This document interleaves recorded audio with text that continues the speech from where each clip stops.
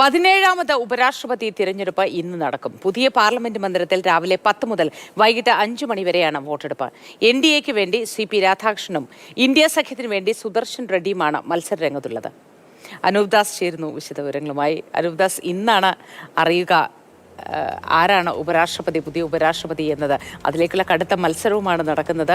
മത്സരത്തിൽ ആര് ജയിക്കും എന്നതിനേക്കാൾ അവനവൻ്റെ കഴിവ് തെളിയിക്കുക, അല്ലെങ്കിൽ പരമാവധി വോട്ടുകൾ സംഘടിപ്പിക്കുക എന്ന ഒരു ലക്ഷ്യത്തിലാണ് ഇവരൊക്കെ ഉള്ളത്. വിശദവിവരങ്ങൾ എന്തൊക്കെ? NDA സ്ഥാനാർത്ഥി CP രാധാകൃഷ്ണൻ വിജയിക്കാൻ തന്നെയാണ് സാധ്യത. കാരണം NDAക്ക് 427 അംഗങ്ങളുടെ MP-മാരുടെ പിന്തുണയുണ്ട്.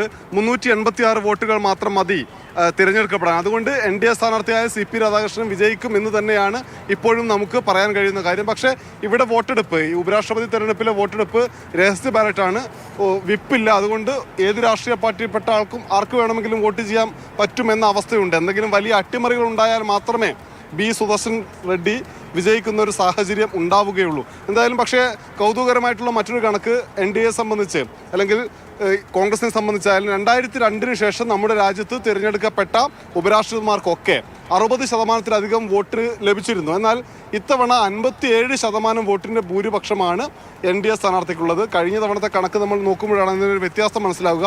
74% വോട്ടുകൾ നേടിയായിരുന്നു ജഗ്ദീപ് ധൻഖർ വിജയിച്ചത്. ഏതാണ്ട് 300-ലധികം വോട്ടിൻ്റെ ഭൂരിപക്ഷം അദ്ദേഹത്തിനുണ്ടായിരുന്നു. പക്ഷേ ഇത്തവണ കാര്യങ്ങൾ ഒരു മാറ്റമുണ്ട്. 41 പേരുടെ അധിക പിന്തുണയാണ് ഈ NDA സ്ഥാനാർത്ഥിക്ക് ഇപ്പോഴുള്ളത്. എന്തായാലും 10 മണിക്ക് വോട്ടെടുപ്പ് ആരംഭിക്കും.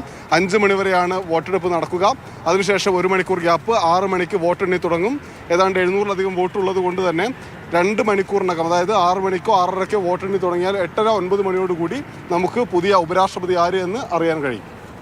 ശരി, അനൂപ് ദാസാണ് വിശദവിവരങ്ങൾ പങ്കുവച്ചത്. ഏതായാലും ഇന്ന് വൈകിട്ടത്തോടെ അറിയാൻ കഴിയും ആരാണ് പുതിയ ഉപരാഷ്ട്രപതി എന്നത്.